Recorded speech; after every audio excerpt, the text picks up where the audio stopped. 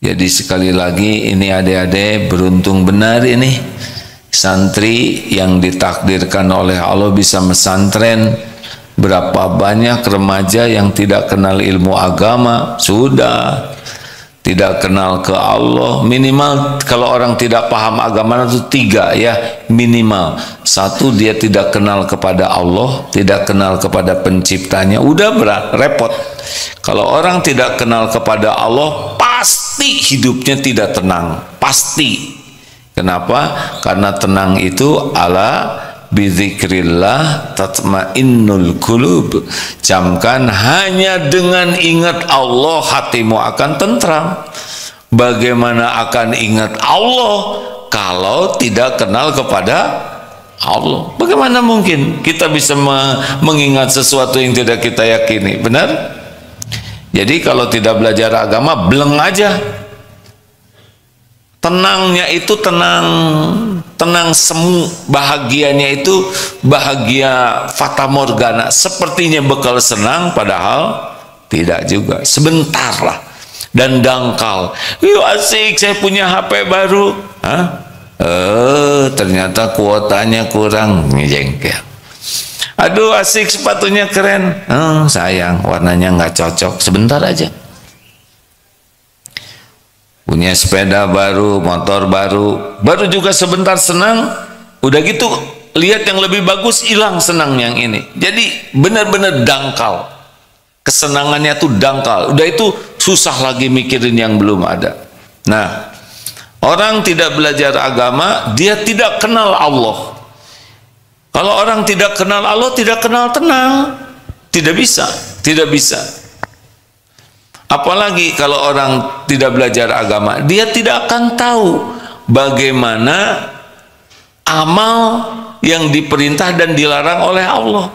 Nah, bahagia itu ada pada perintah-perintah Allah, tapi dia tidak belajar, dia tidak tahu. Seperti nikmatnya tahajud. Tahajud itu membuat tenang, bahagia kalau orang melakukannya dengan benar. Tapi karena dia tidak tahu ilmu tahajud, beleng saja. Dan kalau orang tidak belajar, dia tidak tahu yang halal, yang haram, baik, buruk, selain ngarang, dan ini akan membuat dia tidak bisa menyikapi dengan benar ujian hidup ini. Contoh, kalau ada orang yang berkata jelek, bagaimana jawaban yang benar? Wa idza khatabahumul jahiluna qalu salaman. Dan apabila ada orang yang jahil, wa idza khatabahumul jahiluna qalu salaman.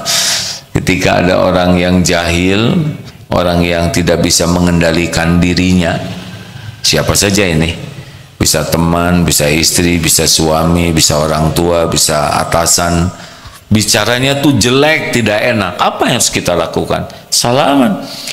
Bukan salaman begini, berkatalah yang mengandung keselamatan. Nah, kita sering tidak tahu. Bagaimana kalau ada orang yang bikin gak enak perasaan kita? Biasanya orang marah, dendam, sakit hati. Tapi kalau sudah tahu ilmunya, ingat Ali Imran 134 itu,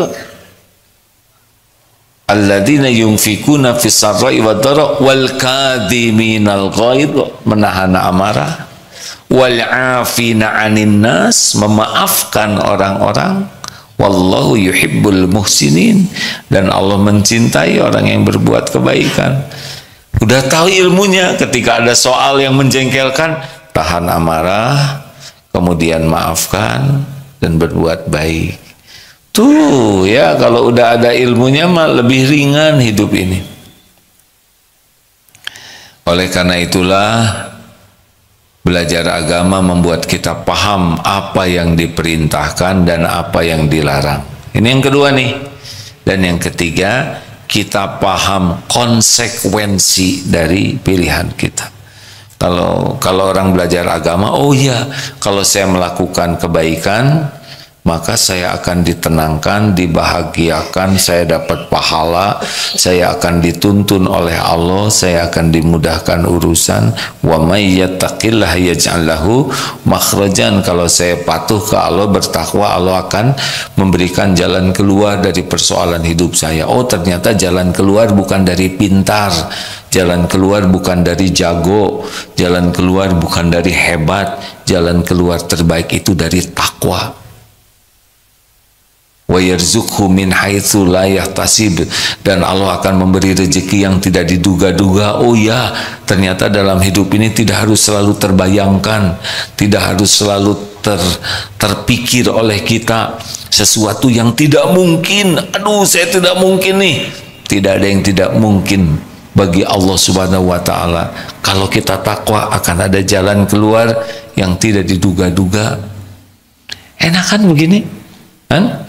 Aduh, saya emang gak akan kebeli rumah. Kalau Allah mau ngebeliin, dari mana saya bisa umroh haji? Sekarang mahal 30 juta, 40 juta. Kalau Allah ngundang, pasti berangkat itu. Siapa yang mau sama saya? Wajah saya segininya, saya mau orang kecil, kaki juga nomor 35. Emang jodoh tergantung ukuran sepatu. Innama amruhu idza arada syai'an ayyaqula lahu kun fayakun. Enaknya orang-orang yang yakin ke Allah, tidak ada putus asa dalam hidup ini. Orang yang yakin kepada Allah, ketika ditimpa sesuatu, dia ridho. Faman radiya falahu ridho. Menghadapi yang akan datang, kul la yusibana illa ma kataballahu lana huwa maulana wa 'alallahi falyatawakkalul mu'minun. Katakanlah, sekali-kali tidak akan menimpa kepada kami kecuali apa yang Allah tetapkan untuk kami. Dialah maula kami, pelindung kami, dan kepadanya lah. Jadi rekan-rekan sekalian, kalau tahu agama, kita tahu konsekuensinya. Kalau maksiat, apa yang terjadi? Hati akan dibuat galau, kita akan terpenjara takut ketahuan orang, setiap perkataan buruk akan menimpa kepada kita, setiap maksiat akan jadi bencana bagi kita. Apa buktinya? Asy-Syura ayat 30. Wa ma asabakum min musibatin fabima kasabat aidikum wa ya'fun katsir. Musibah apapun yang menimpa dirimu adalah buah dari perbuatan tanganmu sendiri. Oh, di dunia itu. Nanti dikubur, wah bencana. Mati sul khotimah, dikubur tersiksa lama, di akhirat masuk neraka.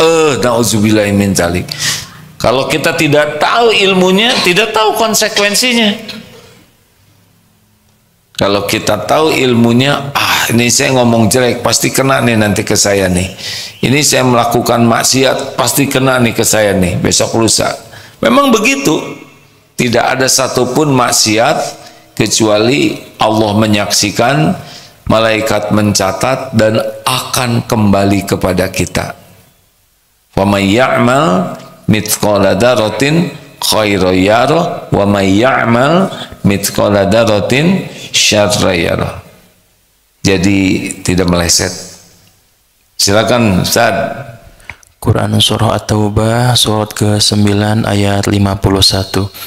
A'udzu billahi minasy syaithanir rajim.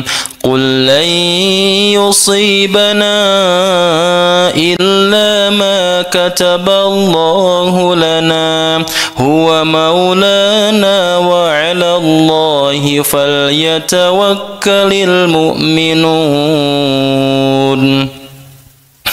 Katakanlah wahai Nabi Muhammad, tidak akan menimpa kamu melainkan apa yang telah ditetapkan Allah bagi kami. Dialah pelindung kami, dan hanya kepada Allah hendaknya orang-orang bermukmin bertawakal. Baik rekan-rekan sekalian,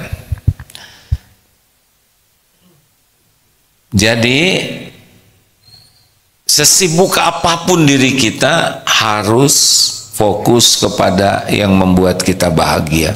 Apa yang bisa membuat kita bahagia? 1, iman. 2, amal soleh. Fokuslah ini bagaimana meningkatkan iman dan bagaimana setiap kegiatan kita diniatkan jadi amal soleh, baru bisa bahagia. Kalau tidak, ya sudah, ngarang saja hidup ini.